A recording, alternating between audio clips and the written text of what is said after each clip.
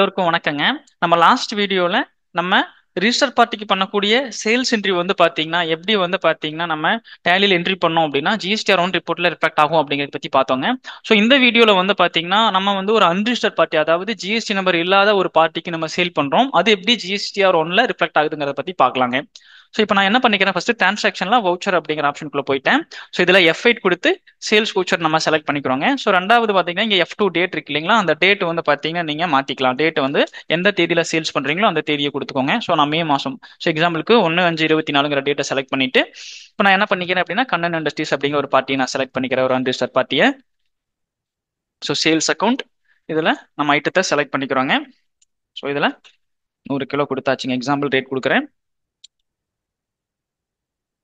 இந்த இடத்துல output CGST, output SGST அப்படிங்கிற நம்ம டாக்ஸ் லெஜரையும் நான் செலக்ட் பண்ணிட்டு என்ட்ரியை சேவ் பண்றேங்க. ஸோ இப்போ ரெண்டாவது இன்னொரு சேல்ஸ் என்ட்ரி வைக்க போறோம். சேம் நான் டேட்டை மாத்திக்கிறேன். ஸோ இது வந்து பாத்தீங்கன்னா நான் 30/5/24 அப்படிங்கிற ஒரு தேதியில வைக்க போறோம். ஸோ இப்போ வேற ஒரு பார்ட்டி செலக்ட் பண்ணிக்கிறேன். ஸோ இவரும் அன்ரிஜிஸ்டர் பார்ட்டி. ஸோ இவருக்கும் நான் சேல்ஸ் கிட்ட கொடுத்துட்டு இந்த இடத்துல வந்து பாத்தீங்கன்னா கார்மெண்ட்ஸ் அப்படிங்கிற ஐட்டத்தை செலக்ட் பண்ணிக்கிறேன். ஸோ இந்த இடத்துல வந்து பாத்தீங்கன்னா ஒரு 200 ஐட்டம் நம்ம பண்ண போறோம். ஸோ 200 ரூபாய்க்கு நம்ம பண்றோம், சேல்ஸ் பண்ணியாச்சு. So tax ledger output CGST, output SGST என்ட்ரியை நான் இப்போ சேவ் பண்றேங்க. இப்போ நான் இந்த ரெண்டு சேல்ஸ் என்ட்ரி அன்ரிஜிஸ்டர் பார்ட்டிக்கு பண்ணக்கூடிய இந்த சேல்ஸ் என்ட்ரி நான் சேவ் பண்ணியாச்சு. ஸோ இப்போ இது எப்படி ஜிஎஸ்டி ஒன்ல ரிஃப்ளெக்ட் ஆயிருக்குது அப்படிங்கிறத பத்தி பார்க்கலாம். ஸோ அதுக்கு நான் ரிப்போர்ட் போறோம், டிஸ்பிளே மோர் ரிப்போர்ட்ஸ். ஸோ இங்க ஸ்டாச்சுவரி ரிப்போர்ட்ஸ், ஜிஎஸ்டி ரிப்போர்ட்ஸ்ல ஜிஎஸ்டிஆர் ஒன் அப்படிங்கிற இந்த ரிப்போர்ட்டை செலக்ட் பண்ணிட்டு ஆல்ட் F2 கொடுத்து நம்மளோட இந்த டேக்ஸ் பீரியடை நான் செலக்ட் பண்ணிக்கிறேங்க. ஸோ செலக்ட் பண்ண உடனே வந்து பாத்தீங்கன்னா ஸோ நம்ம போட்ட என்ட்ரிஸ் வந்து பாத்தீங்கன்னா B2C ஸ்மால் இன்வைசஸ் அப்படிங்கிற செக்ஷன்ல வந்து பாத்தீங்கன்னா உங்களுக்கு வந்திருக்குங்க. ஸோ இதுல நம்ம என்ட்ரிஸ் வந்திருக்கு.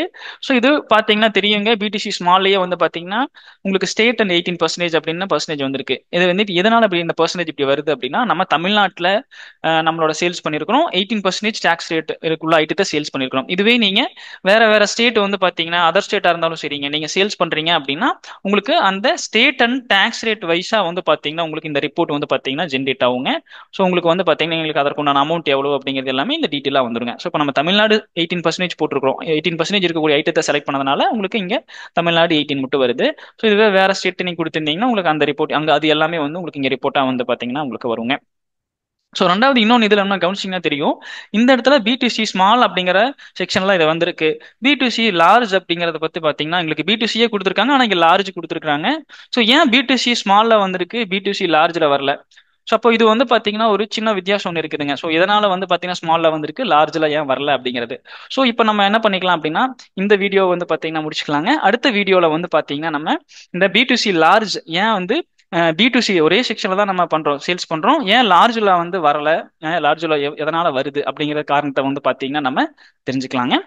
ஸோ இந்த மாதிரி உங்களுக்கு வீடியோஸ் வந்து பாத்தீங்கன்னா நம்ம தொடர்ந்து கொடுத்துட்டே இருக்கிறோம். ஸோ தொடர்ந்து நம்ம விவி இன்ஃபோடெக் யூடியூப் சேனல்ல வந்து பாத்தீங்கன்னா சப்ஸ்கிரைப் பண்ணுங்க, நம்மளுக்கு தொடர்ந்து சப்போர்ட்டை கொடுங்க. தேங்க்ஸ் ஃபார் வாட்சிங்.